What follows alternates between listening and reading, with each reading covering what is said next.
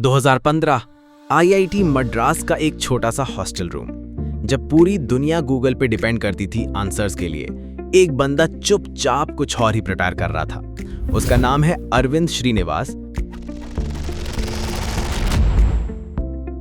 An AI-powered conversational answer engine. It's not a search engine. So you ask a query, you ask a question, it just directly gives you the answer. The main difference from other chatbots like ChatGPT is that you always get the sources.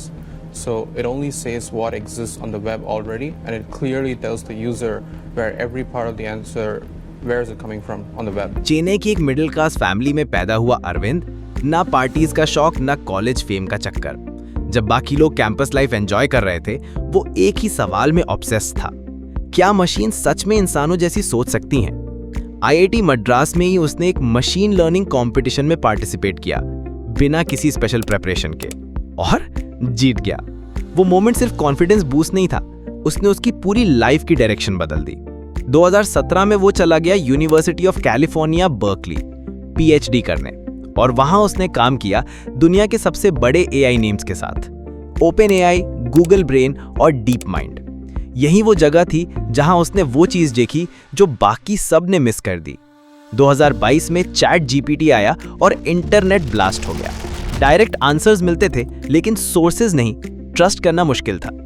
दूसरी तरफ Google था, links देता था, लेकिन clear answer नहीं। एक gap था, और अरविंद ने वो गैप सबसे पहले देखा। 7 दिसंबर 2022 को उसने लॉन्च किया परप्लेक्सिटी एआई।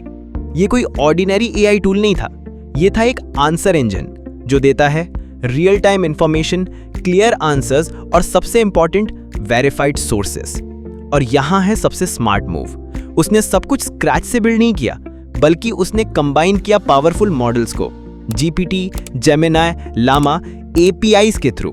मतलब ना मैसिव कॉस्ट्स, ना किसी एक सिस्टम पे डिपेंडेंसी, और ग्रोथ रॉकेट जैसी।